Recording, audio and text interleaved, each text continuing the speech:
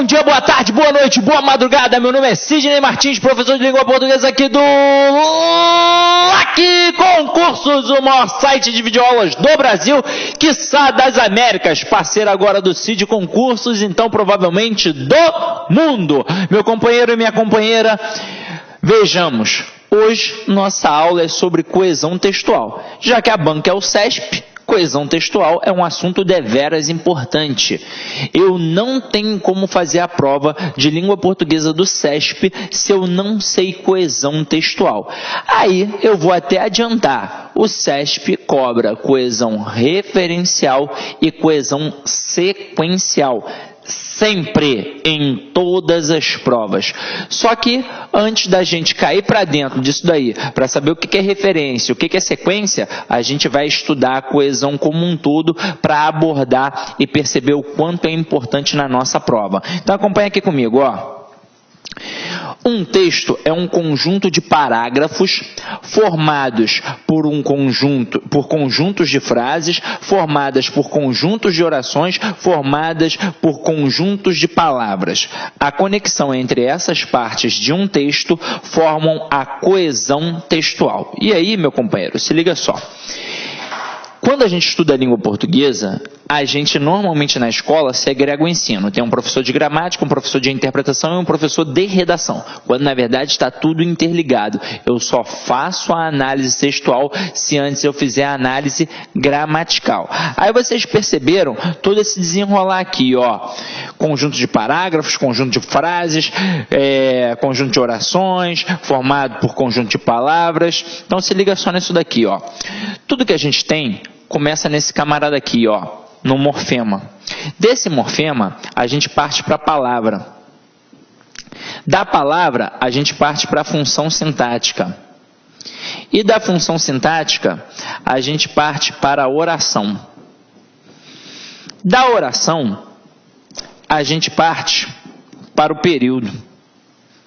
E do período, eu parto para o parágrafo.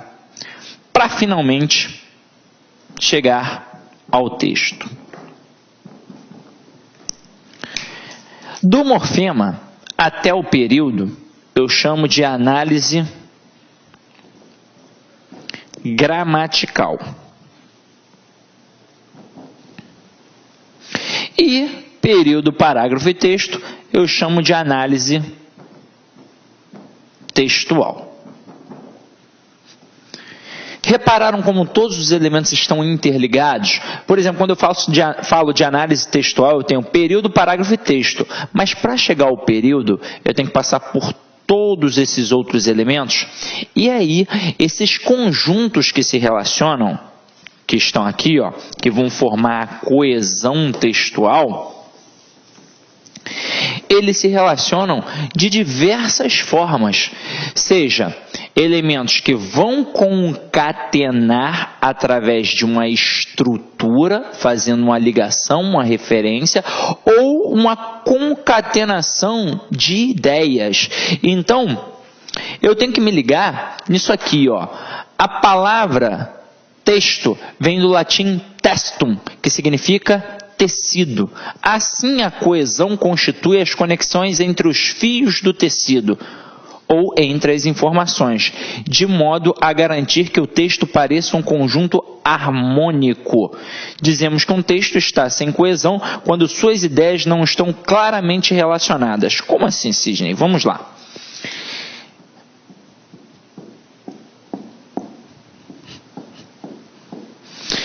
Isso aqui é o exemplo do que seria um tecido, que é o nosso texto.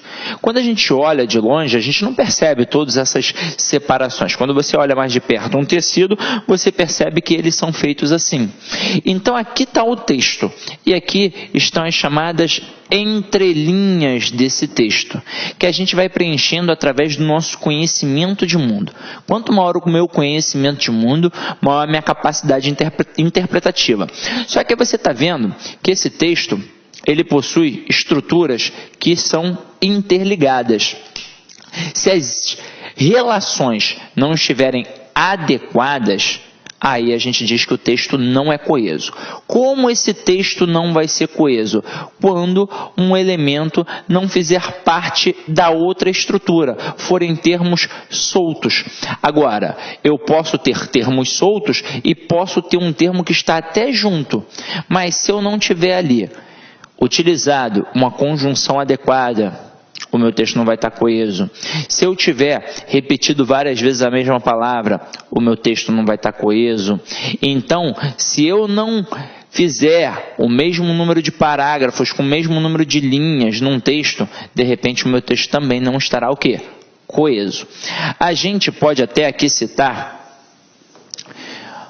2 exemplos aqui para a gente reparar a diferença de coesão para coerência. Então, bota aqui, ó.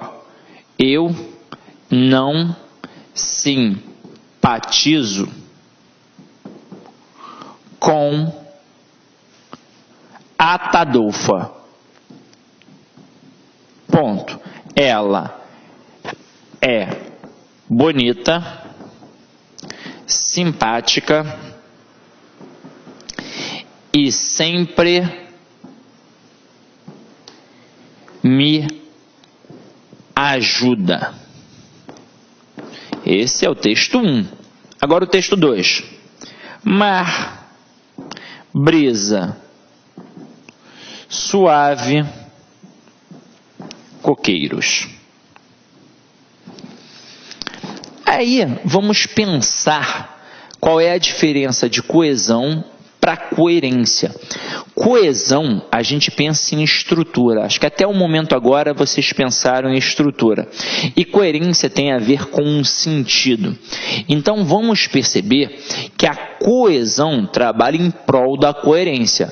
Mas nem sempre o texto coeso será coerente. Assim como o texto coerente nem sempre será coeso. Olha o primeiro exemplo aqui. Eu não simpatizo com Atadolfa. Beleza. Então, aqui tem um exemplo que a pessoa que está falando, esta primeira pessoa aqui, do singular, não simpatiza com a Atadolfa. Agora, por quê? Aí vem, ela é bonita. Quem é bonita? A Atadolfa. Simpática e sempre me ajuda. Aí vamos pensar. Esse texto, ele está coeso, porque eu não simpatizo com a Atadolfa. Ela é bonita, simpática e sempre me ajuda. Ela quem? A Atadolfa. Então eu utilizei aqui um termo que faz uma retomada de Atadolfa, o texto está interligado, beleza, bonitinho. Então aqui eu tenho um texto coeso. Agora, se a Atadolfa é bonita, é simpática e sempre me ajuda, que motivo eu tenho para não gostar da Atadolfa? Que motivo eu tenho para não ser simpático à Atadolfa? Nenhum. Então o texto está coeso e incoerente. Porque quando a gente fala de coerência ou incoerência, coerente é aquilo que faz sentido. Então não faz sentido eu não gostar da Atadolfa, já que ela só tem atributos positivos. Aí você podia falar assim, é uma recalcada, Sidney. Então vamos lá, ó. Se a pessoa é bonita e simpática, pô, tudo bem. Vamos supor que seja a questão da inveja pela beleza e pela simpatia que a outra pessoa possui. Mas caramba, ela sempre me ajuda. Então como é que eu não vou gostar de uma pessoa assim? Muito incoerente, não é? Agora, olha o próximo texto. Mar, brisa suave, coqueiros. Vocês estão vendo que aqui eu coloquei 3 expressões e nada faz a ligação entre as expressões? São expressões soltas, beleza. Então aqui não é coeso, tranquilo. Só que estes elementos, eles possuem o mesmo campo semântico. Faz a gente pensar numa ideia maior. Quando eu penso em mar, brisa suave e coqueiros, isso remete a quê? A ideia de praia. Então faz eu pensar na palavra praia. Ao pensar na palavra praia, eu vejo que as expressões possuem um sentido. Então o texto é não coeso, porém é um texto coerente. Tô gostando de ver, Sidney. Mostra mais um pouquinho aí para a gente ver como é que funciona. Então vamos lá, ó. Vamos pegar aqui nossos exemplos. A gente já sabe então que o texto possui diversas conexões. Vamos começar a trabalhá-las. Então, olha aqui, ó.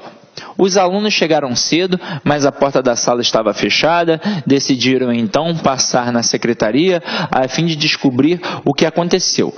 No caminho, os discentes encontraram a diretora, a qual lhes disse que o professor estava doente. Então vamos lá, ó. Todos os elementos que eu coloquei aqui vermelho são elementos que vão trabalhar a coesão textual. Alguns vão fazer uma coesão referencial e outros vão fazer uma coesão sequencial. Daqui a pouco a gente vai entender um pouco melhor. Mas vamos reparar agora e você já vai até construindo o teu conhecimento. Então, ó, os alunos chegaram cedo. Então vamos pensar, se eu estou falando de alunos e se eles chegaram cedo a qual local? A uma escola, provavelmente, ou a um curso, já que eu estou falando de alunos. Eu não vou falar que os alunos chegaram cedo, sem mais nem menos, a uma padaria, não é verdade? Então aqui, ó, os alunos chegaram cedo, mas, a esse mais, ele é o quê? Ele é uma conjunção adversativa. Show? Então, se é uma conjunção, trabalha a coesão sequencial. Afinal de contas, a coesão sequencial é aquela que demonstra a sequência das ideias. Para indicar causa, consequência, finalidade, oposição e por aí vai. Então, ó, mais está indicando o quê? Adversidade. Está indicando contraste, está indicando oposição. Mas a porta da sala estava fechada. E por que alguém utilizaria esse mais aqui? Afinal de contas, qual foi o intuito? Vamos lá.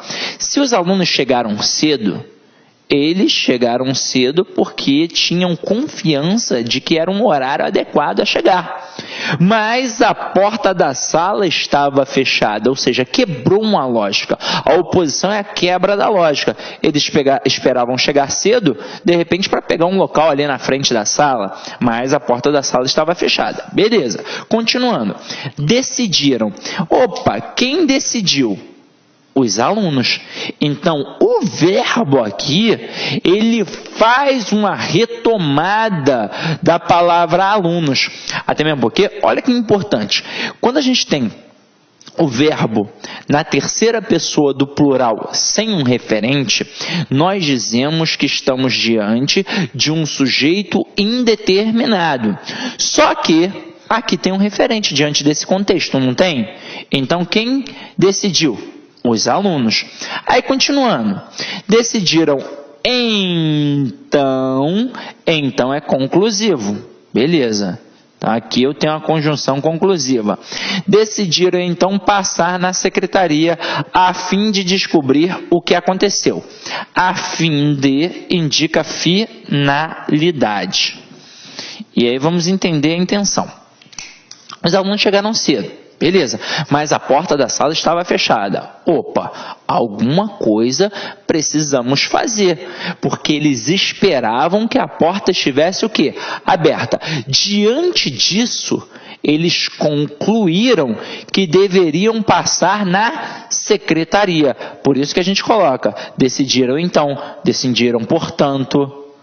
Decidiram, então, passar na secretaria, com um intuito, com a finalidade, com um objetivo, descobrir o que aconteceu. No meio do caminho, os discentes, quem são esses discentes aqui? São os alunos. Por que foi empregada a palavra discentes ao invés de empregar a palavra alunos? Porque na fala eu posso várias vezes repetir o mesmo termo. Na escrita, quando eu repito várias vezes o mesmo termo, eu demonstro pobreza de vocabulário. Então é para isso que a gente deve evitar a repetição dos termos dentro de um texto. Tranquilo? Agora, os discentes encontraram a diretora, a qual, mais uma vez, quem é este a qual? A diretora lhes disse que o professor estava doente. Aí pensa aqui no verbo. Quem diz alguma coisa, que o professor estava doente. A quem? A alguém. No caso aqui, aos alunos. Por isso que a gente botou o lhes. Então, esse lhes aqui está fazendo referência a alunos. E aí, observa o quanto esse texto está coeso e coerente, porque a coesão trabalha em prol da coerência. Tranquilo, meus companheiros? Então, vamos lá. Qual é a importância, então, disso aí, Sidney? Isso é importante em qual parte da nossa prova? Vamos lá.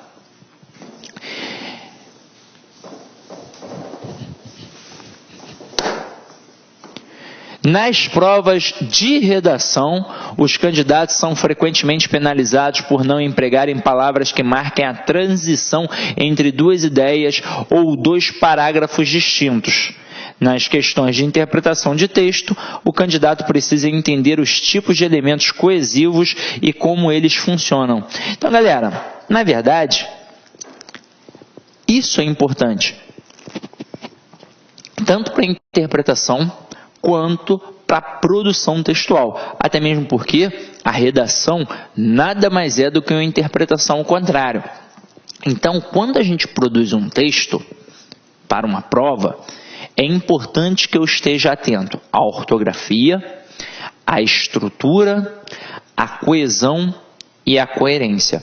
Só que esta coesão, ela significa muita coisa, porque ela pode atrapalhar na questão da estrutura e pode atrapalhar na questão da coerência. Então, coesão textual significa muita coisa para produzir um texto. E dentro da parte interpretativa, quando a gente estuda a parte da análise textual, nós percebemos que existe a compreensão e a interpretação. Se você for parar para pensar, as provas do CESP basicamente trabalham mais a compreensão de um texto. Raras são as questões propriamente de intelecção, que dependem de nosso conhecimento de mundo. Raras. E aí é o seguinte, se está dentro do texto, basta eu ter calma e atenção que eu vou achar. E os elementos coesivos vão sempre contribuir para o entendimento do texto. Agora vamos cair para dentro e começar a especificar. Nós temos dois tipos de coesão. Nós temos a coesão referencial e nós temos a coesão sequencial. Para que serve a coesão referencial? Serve para evitar a repetição dos termos dentro de um texto, como eu disse a vocês. Então, basicamente, nós temos aqui uma classe gramatical muito importante, que é o pronome. Então, o pronome, ele sempre trabalha para quem? Para o nome, que é o substantivo. Então, para evitar a repetição do substantivo, nós utilizamos o pronome com este intuito. Agora, nem sempre vai ser só o pronome. O pronome é um elemento básico para evitar a repetição. É até por isso que a gente direciona para 3 tipos de pronomes. O pronome relativo, o pronome demonstrativo e o pronome pessoal oblíquo átono. São pronomes muito importantes na parte da coesão textual. Mas nós vimos no exemplo anterior que o verbo pode fazer isso. E há diversas outras formas também de evitar a repetição, como elipses, e daqui a pouco a gente vai ver isso com calma. Agora, e o que é a coesão sequencial? É a sequência das ideias empregadas dentro de um texto, para dizer se é causa, consequência, finalidade, oposição, conclusão. É assim que funciona. Agora, Sidney, como é que a gente vai estudar isso? A gente vai começar pela coesão referencial. Então acompanha aqui comigo, ó. Os principais elementos que estabelecem a coesão referencial são os substantivos e os pronomes. Show de bola. Então, olha aqui, ó. Exemplo. Maria trocou o relógio que seu pai lhe havia dado. O aparelho estava com defeito, então a vendedora logo substituiu o presente comprado por seu João. E aí, olha só a sacada que eu fiz aqui com as coresinhas aqui no nosso quadro. Nós temos Maria, que é a nossa primeira personagem, nossa personagem dita principal. Maria trocou o relógio. Aí observa, esse relógio agora está azul. Maria está o quê? Vermelho. Então vamos lá. Então aqui a gente tem um substantivo, que é um nome próprio. Aqui a gente tem um substantivo concreto. Beleza, tranquilo. Agora, ó, Maria trocou o relógio que seu pai lhe havia dado. Este que está fazendo referência a quem? a relógio. Então aqui a gente tem Maria, que é um substantivo, relógio, que é um substantivo, e o que? Que é um pronome relativo, que sempre faz referência a termo anterior. Aqui no caso, a palavra relógio. Aí a gente tem seu. Seu pai lhe havia dado. Aqui a gente tem um pronome possessivo. O pronome possessivo, como diz a própria estrutura, ele indica posse. E o pronome possessivo, por indicar posse, vai ter duas coisas. Vai ter o possuidor e a coisa possuída. O pronome possessivo, ele sempre vai fazer referência ao possuidor e concordar com a coisa possuída. Então, de quem é o pai? Da Maria. Então, o seu, este pronome possessivo, está fazendo referência a Maria e concordando com a coisa possuída, que no caso aqui é o pai.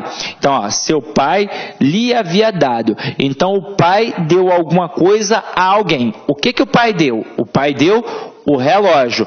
A quem? A Maria. Por isso que está aqui, ó, o lhe, porque deu alguma coisa a alguém. No caso, deu o relógio a Maria. Então, este lhe também faz referência a Maria. O aparelho, opa, mais uma vez azulzinho. Que aparelho é esse? É o relógio. Então, quando a gente tem um conhecimento vocabular mais extenso, a gente prova por A mais B que não precisamos ficar repetindo várias vezes a mesma palavra. Por exemplo, trabalho. Eu não preciso o tempo todo, numa redação, escrever trabalho. Eu posso colocar empresa, posso colocar labor e por aí vai. Agora, o aparelho estava com defeito. Então a vendedora logo substituiu o presente. Opa, que presente é esse? O relógio. Comprado por seu João. Agora repara aqui, ó. Tá vendo que aqui a gente tem um seu? E aqui também é seu? Mas olha a diferença.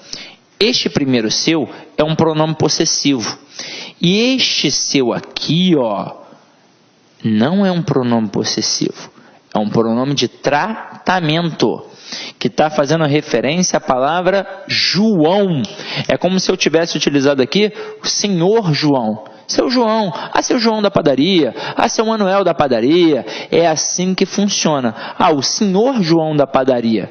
Viram a diferença das referências?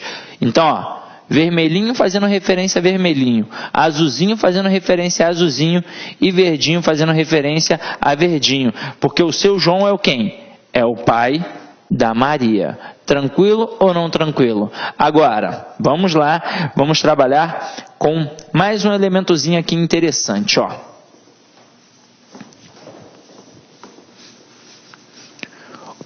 Observação. A elipse de um termo também funciona como elemento coesivo anafórico. O que é elipse? Elipse é, na verdade, a omissão de um termo. Então, observa aqui. Comi uma torta de maçã e uma de figo. Porque, na verdade, eu comi uma torta de maçã e uma torta de figo. Então, nós evitamos a repetição da palavra comi, ou seja, do verbo aqui. Olha o próximo exemplo. A menina comeu pouco, deixou quase tudo no prato. Opa, observa. A menina comeu pouco. A menina deixou quase tudo no prato. Eu preciso ficar o tempo todo repetindo o termo? Eu preciso ter um outro elemento que faça a retomada? Precisava eu colocar a menina comeu pouco, ela deixou quase tudo no prato? Não preciso. Então, nem sempre eu tenho a necessidade de colocar um outro elemento. Basta que eu omita. Então, nós temos aí um exemplo de elipse, que na verdade é um exemplo de coesão referencial anafórica. Agora, eu quero entender isso, Sidney. O que é a coesão anafórica? Vamos lá, vamos brincar aqui. Quando a gente fala dos elementos que estão dentro de um texto, como é que vai funcionar essa relação? Tá aqui, ó. Ora, os elementos vão fazer referência a outros que estão depois, ora a outros que estão antes e às vezes até a elementos fora do texto. Quando eu tenho elementos dentro do texto, eu chamo de elementos endofóricos. Basta a gente pensar na aulinha de biologia, ó. Endoesqueleto era o esqueleto dentro do corpo. E o que era o exoesqueleto? Era o esqueleto fora do corpo. Então, ó, os elementos dentro do texto serão os elementos endofóricos. E os elementos fora do texto serão os elementos esofóricos. Então, acompanha aqui comigo, ó. Os elementos endofóricos vão fazer a ligação a um outro elemento dentro do texto. E aí você para e pensa, se eu estou dentro do texto e vou fazer referência a um outro elemento, eu não vou fazer referência a mim mesmo. Ou eu vou fazer referência a alguém que já apareceu ou alguém que ainda vai aparecer. É por isso que eu tenho dois termos. Eu tenho o elemento anafórico e o elemento catafórico. Primeiro a gente vai começar estudando o elemento anafórico. Então aqui, ó, eu tenho anafórico e posteriormente eu tenho catafórico. Mas vamos entender como é que funciona o anafórico. O anafórico vai sempre fazer referência a um termo anterior. Por quê? Porque ele sempre faz um movimento para cima e para trás no texto. Se ele faz um movimento para cima e para trás no texto, só tem como fazer referência a um termo anterior. Vamos ver como é que isso funciona na prática. João era casado com Maria. Ontem ele a viu aos beijos com outro homem. Hoje, ambos vivem separados. Como eu disse a vocês, coesão referencial serve para evitar a repetição. Se fosse uma fala, numa conversa de bar, eu poderia dizer, João era casado com Maria. Ontem, João viu Maria aos beijos com outro homem. Hoje, João e Maria vivem separados. Mas como é um texto escrito, a gente evita a repetição. Então, eu tenho aqui dois personagens principais, João e Maria. Existe algum elemento do texto que faça uma referência direta a João? Existe, não existe? É o termo ele. Existe algum elemento que faça uma referência direta a Maria? Existe. O a. Agora, continuando. Existe algum elemento que faça alguma referência a eles ainda? Existe. Existe o ambos, que faz referência, no caso, aos dois. Aí repara, o ele faz referência a João, que está dentro do texto, portanto, uma coesão endofórica, e um elemento que está dentro do texto que apareceu anteriormente, por isso uma coesão referencial anafórica. O a também faz referência a um termo anterior, então coesão anafórica. Ambos faz referência aos dois, no caso, mas também uma coesão que? Anafórica. Como é que isso cai nas nossas provas? De duas formas. O camarada destaca um termo, como destacou aqui o termo a, e pergunta qual é o referente dentro do texto. Ou diz qual é o referente para nós dizermos se está certo ou está errado. Aqui no caso, o a está fazendo referência a quem? A Maria. Ele poderia fazer uma questão assim. Diga se o termo destacado faz referência adequada ao referente entre parênteses. Aí ele colocaria, ontem ele a viu aos beijos com outro homem. Destacaria o termo a e entre parênteses, por exemplo, colocaria Joana. Estaria certo ou errado? Errado. Se ele colocar Maria, aí de acordo com o contexto que a gente tem aqui, certo. Qual seria a segunda possibilidade? Ele poderia trabalhar a nomenclatura dessa estrutura. E é o seguinte, só quem fez cursinho é que vai acertar algo assim. Quando ele trabalha a nomenclatura, ele vai perguntar se o termo aqui está fazendo uma coesão anafórica, uma coesão catafórica, uma coesão esofórica, uma coesão sequencial. Você que já está esperto, está vendo que faz referência a um termo anterior. Portanto, uma coesão anafórica. Sidney, existe alguma possibilidade do avaliador tentar me derrubar com algo tão simples assim? Existe. Há apenas duas possibilidades. Ou ele vai trabalhar distanciando os referentes, porque aí vai te dar trabalho. Mas aí eu quero que você entenda o seguinte, coesão referencial está ali. Se ele está perguntando qual é o referente, é só eu ter calma e atenção que eu vou achar. Mesmo que um termo esteja na linha 2 e o outro termo esteja na linha 8, eu vou achar. Agora, segunda possibilidade, ele vai trabalhar os pronomes demonstrativos. Vamos ver como é que isso funciona aqui na prática, na nossa brincadeira. Olha esse segundo exemplo. Neymar e Negueba são jogadores de futebol. Este é craque, aquele é pereba. Se eu tivesse dentro de uma sala de aula com vários homens e várias mulheres, torcedores de times de futebol, e perguntasse agora nesse exato momento quem é o craque aqui no exemplo, a maioria esmagadora responderia Neymar. Afinal de contas, pelo senso coletivo, a gente direciona logo para o Neymar, craque do Barcelona, craque da seleção brasileira. Quem é Negueba? Aí você vai falar, pô, sei lá quem é Negueba. Eu já te digo, Negueba é um prata da casa do Mengão. Então, nesse exemplo aqui, eu te digo, o craque é o Negueba, porque eu sou Mengão. Agora, sem mais brincadeiras, a gente vai perceber aqui que nós temos Neymar e Negueba como personagens principais. E nós temos o este e o aquele fazendo referências a eles. Só que muito aluno às vezes sai da escola com a visão errada desse processo. Então ele sai pensando que o este faz referência ao primeiro elemento e que o aquele faz referência ao segundo elemento. E não é assim que a banda toca. Então vamos lá, ó. Eu tenho este, esse e aquele. Para que servem estes pronomes demonstrativos? Primeiro, para falar da pessoa do discurso.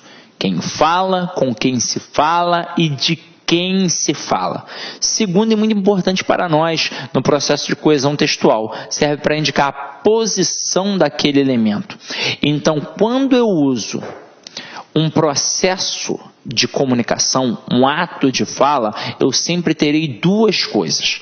O emissor, que é a pessoa que fala, e o receptor, que é a pessoa que ouve e que escuta. Então, o este vai sempre ficar próximo ao emissor. O esse próximo ao interlocutor e o aquele distante de ambos. Então, estou conversando com você que está aí em casa.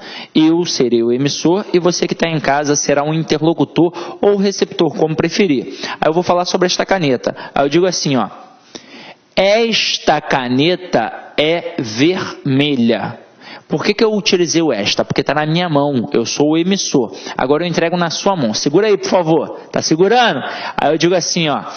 Essa caneta é vermelha. Por que agora eu disse essa? Porque está na sua mão. Tranquilo? Obrigado, hein? Agora eu jogo longe. Aí, aquela caneta é vermelha. Entenderam como é que funciona a pegada? Próximo ao emissor, este. Próximo ao interlocutor, esse. E distante, aquele. Só que é o seguinte, a gente trabalha com a visão da gramática tradicional, de acordo com o padrão culto da língua. E para padrão culto da língua, quando eu faço referência a termos anteriores, eu não vou ter um elemento mais próximo, intermediário e mais distante. Nós vamos trabalhar pelo padrão culto da língua com dois elementos. Então, eu não vou ter o elemento intermediário. Eu terei apenas o elemento mais próximo e o elemento mais distante. O mais próximo vai ser sempre o este e o mais distante, o aquele. Então, aqui no nosso exemplo, ó, quem é o elemento mais próximo do este? É o Negueba. E quem é o elemento mais distante do aquele? É o Neymar. Como isso pode cair numa prova? De três formas diferentes. Primeiro, o camarada pode destacar o termo aquele e perguntar qual é o referente. Tranquilo. Se você sabe que o aquele faz referência ao termo mais distante, você vai acertar. Segunda possibilidade, pode trabalhar com a nomenclatura, destacando e perguntando qual é o tipo de coesão que está sendo trabalhado ali. Coesão anafórica, coesão catafórica, coesão isofórica, coesão sequencial. Se você sabe que este termo aqui faz referência a um elemento que está anterior, você vai acertar que a coesão é anafórica. Terceira possibilidade, ele pode fazer essa questão parecer de interpretação, quando na verdade ela é uma mera questão de compreensão. Então ele vai fazer assim, ó, dentre os personagens apresentados no texto, qual é aquele que se caracteriza por ser um péssimo jogador de futebol, ou seja, um pereba. E mais uma vez, o termo aquele vai mostrar que neste caso o pereba é o Neymar. Até mesmo porque aqui eu posso fazer isso, porque é muito subjetivo dizer que alguém é bom de bola, feio e por aí vai. Não é subjetivo? Aí eu posso achar que o cara é craque, o cara é ruim de bola, mas outro pode não achar. Então, de acordo com a forma como eu construí o meu texto, eu demonstro a minha linha de raciocínio. É para isso que serve a coesão, para trabalhar em prol da coerência. Agora, olha o exemplo dos termos catafóricos. Se o termo anafórico faz referência a elementos anteriores, o termo catafórico vai fazer referência a termo posterior, até porque ele faz sempre um movimento para frente e para baixo no texto. Se ele faz um movimento para frente e para baixo, só tem como fazer referência a termo posterior. Agora olha aqui o exemplo. Ele jurou aumentar o salário dos professores. O prefeito Eduardo Paes. Então vamos lá, ó. O ele aqui, no caso, está fazendo referência a quem? A Eduardo Paes. Eduardo Paes apareceu antes ou depois do ele? Depois. Então, por isso, a referência catafórica. Agora aqui, ó. Dele eu só quero a pensão dos meus filhos. Romário. O dele está fazendo referência a quem? A Romário. Romário apareceu antes ou depois do dele? Depois. Então, por isso, uma coesão catafórica. Sejamos sinceros. Até aí, tudo muito tranquilo. Onde é que o bicho vai pegar? Na coesão esofórica. Então acompanha aí comigo, ó.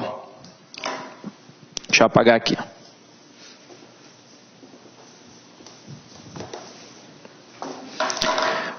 Por que o bicho vai pegar aí, Sidney? Vamos lá, ó. A começar pela nomenclatura. Quando a gente fala em coesão esofórica, nos elementos esofóricos, que são aqueles elementos que aparecem fora do texto, eles também podem ser chamados de elemento deítico e elemento deixi. Caraca, Sidney, nunca ouvi falar isso. Isso existe? Isso existe. No final das contas, elemento esofórico, elemento deítico, elemento deixi é a mesma coisa. Sempre vai fazer referência a um elemento fora do texto. E se está fazendo referência a um elemento fora do texto, não tem como eu dizer quem é, a não ser que eu tenha um contexto. Então, se não tiver contexto, eu não conseguirei dizer quem é o referente. Acompanha aqui comigo, ó. Olha o primeiro exemplo. Ele usava uma camisa preta bem apertada, mostrando todo o seu físico. Eu olhei e reparei que ele também olhava para mim. Então, vamos parar para pensar. O termo ele, aqui tem alguma referência dentro desse texto? Não tem. Não é igual aquele exemplo primeiro do João e da Maria que o ele fazia referência a João. Não é igual aquele referente do prefeito Eduardo Paes. Naqueles dois casos ali, ora fez referência a um termo anterior, ora fez referência a um termo posterior, mas que estavam dentro do texto. Por isso que nós chamávamos de elementos endofóricos. Agora, o ele possui algum referente aqui dentro? Não. Então aponta para fora do texto. E é por isso que eu chamo de coesão esofórica. Então vamos entender. Se eu não tenho contexto, tem como eu dizer quem é? Não. Eu não tenho como dizer quem é este ele. O máximo que eu consigo é dizer que se trata de um elemento masculino. Sem mais nem menos. Agora, e o eu? Eu olhei e reparei que ele também olhava para mim. Este eu tem algum referente aqui dentro do texto? Não tem. Então está apontando para fora do texto. Mais uma vez eu não sei quem é, só que aqui ainda é pior. Porque no ele eu conseguia dizer que era masculino. E no eu, não tem como. A frase pode ter sido dita por um homem ou por uma mulher. Agora vamos criar um contexto. Imagina que você é o camarada que está de camisa preta. Aí eu olho aí, ó, e digo assim, ó, ele. Estou apontando para você. Não, ele não. Vamos lá. Porque senão fica difícil, né? Você que tem que acompanhar, ó. Tá aqui, ó. O Giocondo.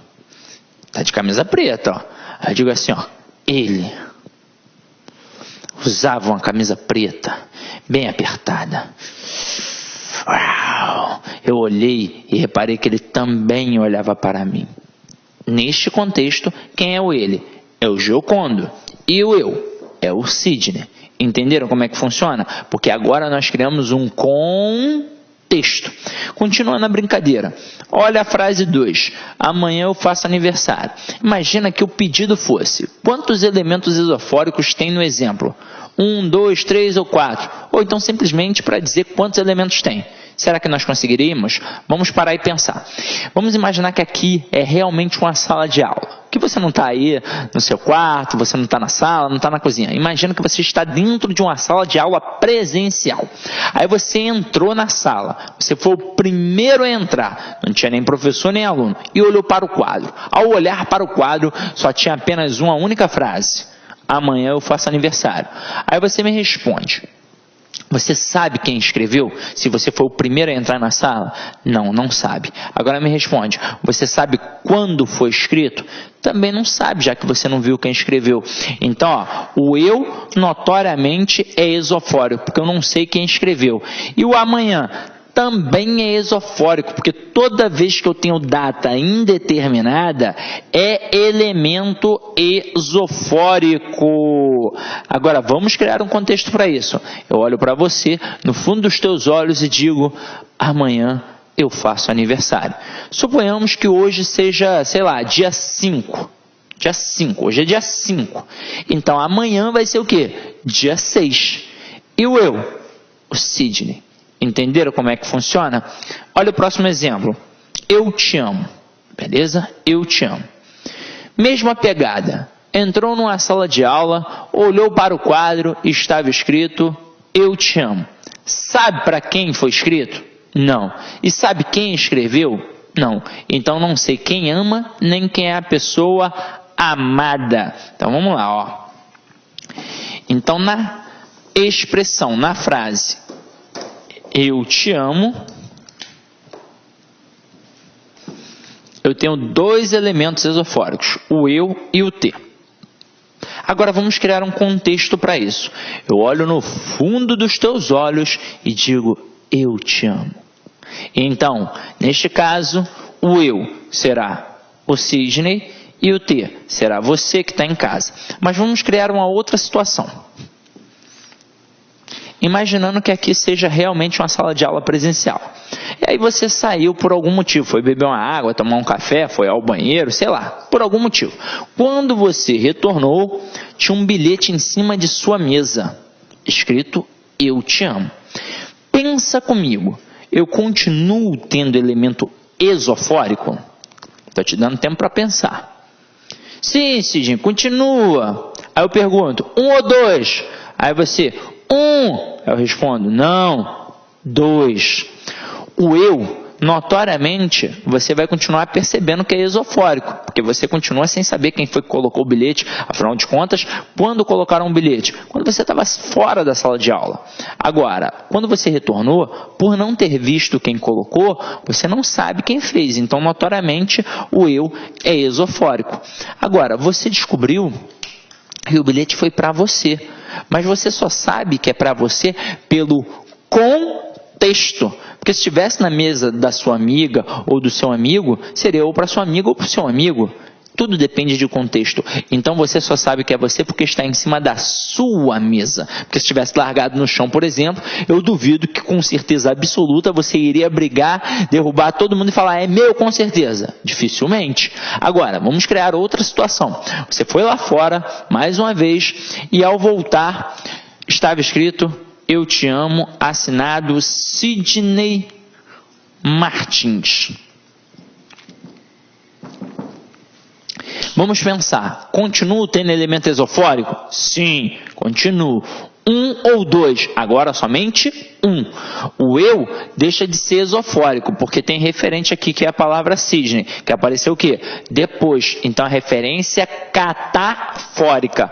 Mas o eu, quer dizer, perdão, mas e o te? O te continua sendo esofórico, porque você só sabe que é você porque está na sua mesa, porque se estivesse na mesa de outra pessoa, seria outra pessoa. Entendido? Tranquilo? O que é contexto? Foi? Agora vamos lá, ó. De vez em quando, as provas adoram trabalhar textos que são charges. Vou fazer uma pequena charge para a gente poder compreender como é que isso também pode ser trabalhado, além das formas que nós já vimos. Então, vou fazer aqui uma pequena charge. Ó. Vou criar aqui um espacinho. Eu vou fazer aqui um desenho.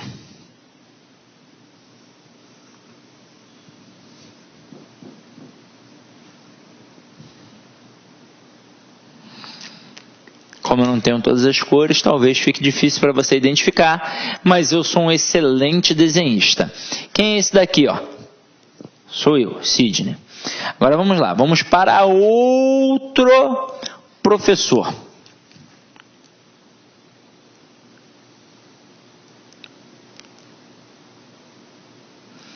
Quem é esse daqui, ó?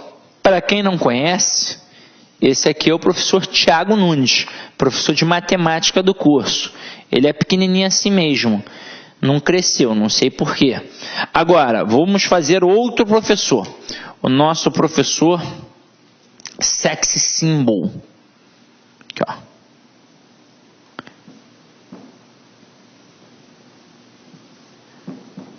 Ele está um pouquinho acima do peso. É o Orlando Schibler, professor de História, Geografia, Atualidade. Beleza. Então aqui, ó, Sidney, Tiago Nunes, Orlando Schibler. Aí eu digo assim, ó, ele é fofucho. Aí o Nunes, ui, eu pego. Aí o Orlando, pensando aqui, ó, no lanche do McDonald's.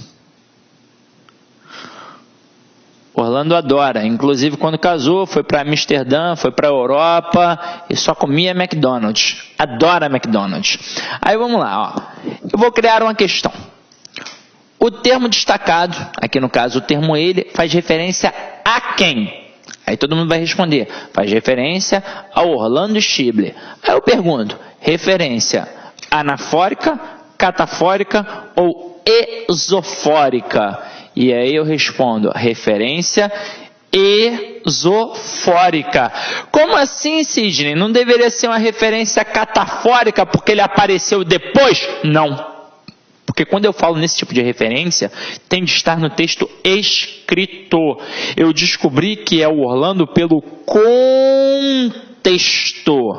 Simples assim. Se eu tivesse colocado ele, o Orlando é fofucho, aí sim, eu teria uma coesão catafórica. Mas como eu precisei apontar, como eu descobri pelo contexto, aí é uma referência esofórica. Se ao invés de ter colocado fofucho, eu tivesse colocado assim, ó, ele é um pintor de rodapé. Quem seria? Seria o Tiago Nunes. Até aí, tudo bem? Entendi dessa questão do contexto? Então vamos lá, ó. Só que além dessas possibilidades aqui, ó,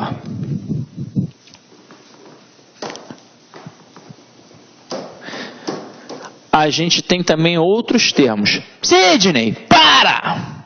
Mas como assim? Só quando o texto é escrito? É. Mas tudo ali não é texto? É, tudo bem. Aí a gente tem exemplos, agora, acabamos de apresentar, um exemplo de linguagem mista. Quando a gente tem a linguagem verbal, é porque a gente tem a palavra, seja escrita ou falada. E a linguagem não verbal são imagens, gestos, ou seja, a gente não tem a palavra. E quando eu tenho a mistura, tanto da linguagem verbal quanto não verbal, nós temos um exemplo de linguagem mista. Não importa que eu tenha 99 palavras e um desenho, ou 99 desenhos e uma palavra. Se está ali linguagem verbal e não verbal, ambos constituem entendimento do texto, vão contribuir para a interpretação. Beleza?